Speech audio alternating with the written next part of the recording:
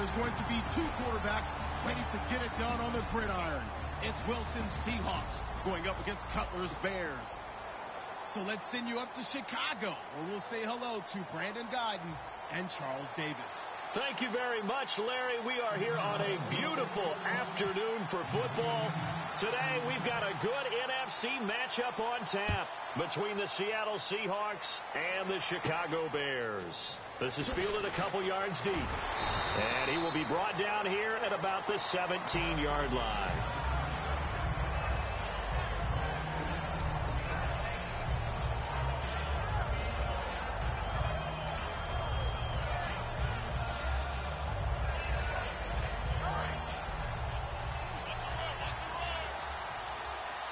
They'll come out in the pistol. First carry for Thomas Rawls. Just a yard on the pickup there, and it'll bring up a 2nd and 9.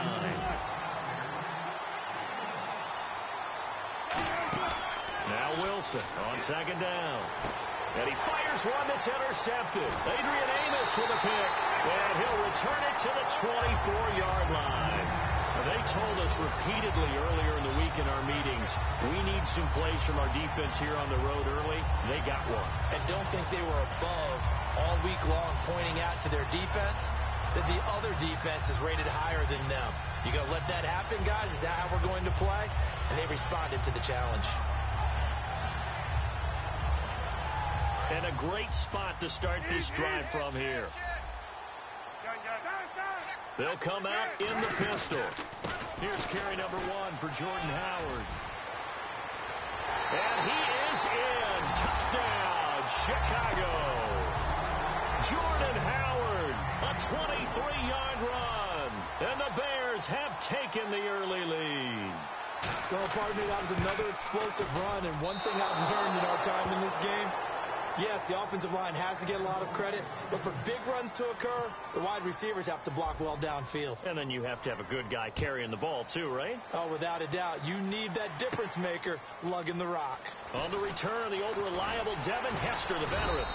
And he'll bring it a few past the 20 to the 23-yard line. And the Seahawks get ready to trot out on the field. And following the interception, we'll see what they can put together on this drive. I can hear my old college coach right now. He always used to tell us before every game, the team making the fewest mistakes will win. What they're hoping is that last mistake is their only one of the game. Coaches, that's all they talk about, turnovers, right? Minimizing those and maximizing opportunities. It's a pickup of 14 there, and it's good enough for a Seattle first. That was a nicely run slant route, and what the receiver's trying to do is make the defender think he's going upfield for a deeper route, and then breaks it off, usually after about 3 to 4 steps, and cuts towards the middle of the field. And now what he's trying to do is use his body to keep the defender away from the football and give the quarterback a really nice target. They come up in an empty set. 4 wide receivers, 1 tight end. And his throw is incomplete. Jimmy Graham, the intended receiver. And it's 3rd and short. The starting 11 defensively for the Bears.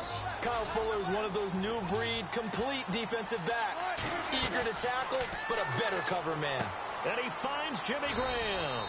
And he's got a first down as he's up to the 48. They get 5 out of that one, and it moves the chains. And they're on 3rd and short. They just tried to spread the field. It worked.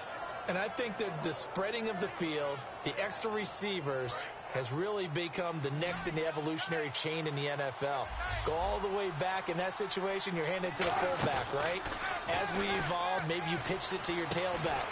Now you spread the field, and you have your choices of where to throw it and complete it for a first down. Oh, man, for him to be that wide open and drop it, sometimes you have just too much time on your hands, right? You end up thinking way too much, and your hands get shaky. And yes, he's a tight end, but that's a catch he should have made. And he takes this thing down deep into Chicago territory. Coaches really don't care from what position they get this, but run after the catch ability, rack ability, is often the difference between winning and losing and changing field position. Out to the right here to Wilson. 7 yards, the pickup on the pitch and catch. So much goes into a successful play, doesn't it? How about that play action there? Freezing the defense just enough Just bring the tight end free downfield for the completion. And the offense still has a couple plays to go to pick up the first on 2nd down and 3. Wilson will throw again. Catch made right side by Wilson. And now they're inside the 10 as he's brought down at the 9. All right, I'm doing my rudimentary math here. That's his 3rd catch here in the 1st quarter. I don't know if it's just game plan or he's just finding his way open. And maybe a little of both. And able to push his way forward here for a good little gain. All right, when you think of the Seattle Seahawks, partner, especially on offense, what's the first thing that comes to mind? Russell Wilson. Yeah, what's the second thing that comes to mind? Russell Wilson. Okay, I'm going to get you off of Russell Wilson. How about how they run the football? Yeah. And they got it back against the Lions in the playoffs when Thomas Rawls went for 161 yards, which is a franchise record in a playoff game. If they have that going, they're going to be very dangerous throughout the playoff run. Well, and what's interesting, last 3 regular season games, a total of 37 carries for 56 yards, and then that explosion. Hauschka now to send this one away following the score. That's fielded in the end zone. And no run back here. This will be a touchback, and it comes out to the 25-yard line. And now Chicago getting ready to go as they take the field. Last time they were out, they scored. Still trailing here, though, so some work to do. But it's okay in terms of mindset. Because they scored the last time, they're not quite as worried about being down on the scoreboard because now their confidence is a little bit higher. They feel like they've got something going, and they feel like they can attack again and put more points on the board. Are you scoreboard watching if you're the offense, or are you just focused on this drive? We wouldn't be telling the truth if we said that they didn't scoreboard watch. Everyone does it to some extent. But you've got to set it aside right now and just focus on this series. That'll take care of the scoreboard if they punch it into the end zone.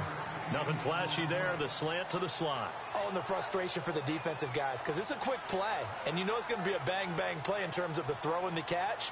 And then he's able to absorb the contact and complete it. Short of the sticks after that completion, and now it's 3rd down for this offense.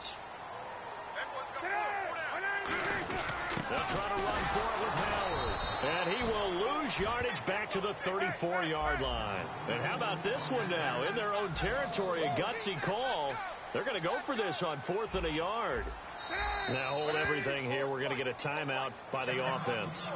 They'll have 2 remaining as we step aside here in this 1st quarter.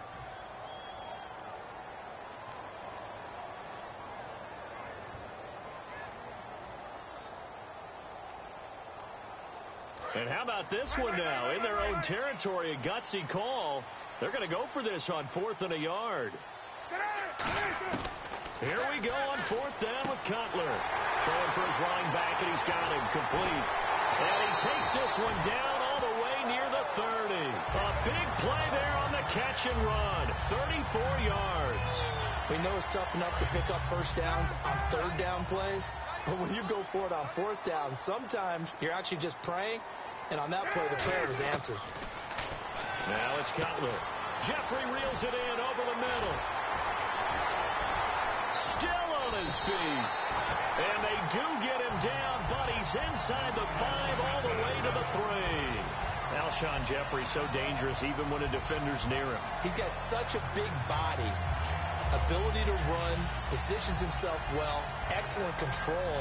And you're exactly right. Even if people are draped on him, he often comes up with the catch.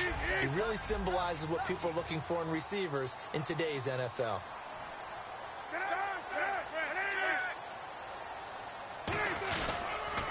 They'll look to run with Langford.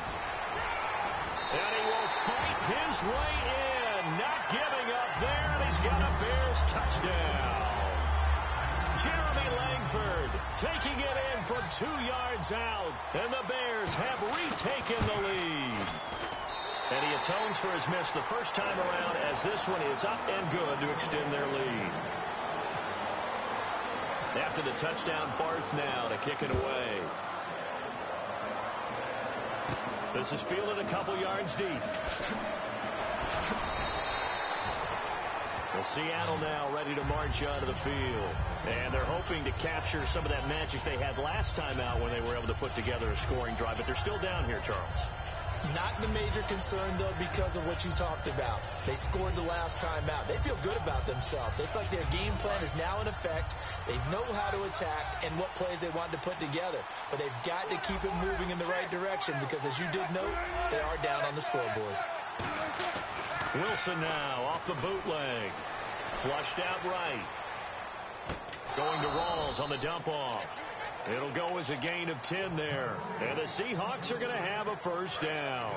We talk about mobility on quarterbacks all the time. Here's where it really pays off. Able to move, evade, and is accurate throwing on the run and picking up a first down. And the grab made by Doug Baldwin. And he's taken down, but not before getting this across midfield and just shy of the 40. Alongside my broadcast partner, Charles Davis, Brandon Gaudin hits the Seahawks with a football to begin quarter number 2, and they've got it here with a first down.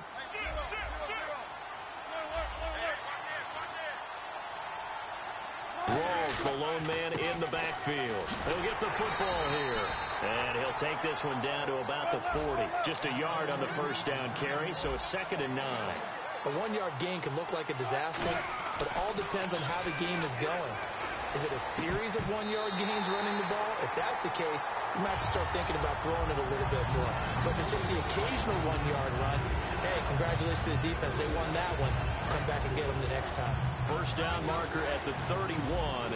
It's 3rd down.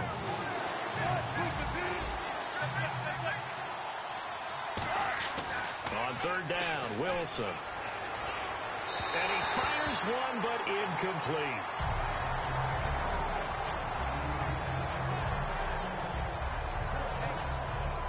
And a tough ask here. They're going to go for it on 4th down and 9.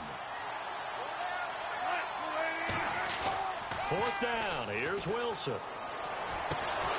And it is incomplete. While the time permits, let's look back at the AFC wildcard round. Top performers. I know you have to look at Pittsburgh and what Brown and Bell did on offense. They were spectacular. Yeah, let's start with the offense because I thought Antonio Brown got them off to an amazing start. 2 touchdowns, long ones. In his first 3 catches, they got off to a 14-0 lead, never really looked back. And I thought Le'Veon Bell, the way he ran the ball, caught the ball, everything he did, and his patience in running, phenomenal. But how about Houston? To me, the key was defense.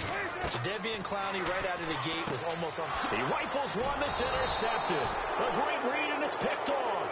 And they are going to set up shop at the 32-yard line. The Seahawks offense now, they get ready to come back onto the field. And last time out, went for it on 4th down, turned it over, gave him great.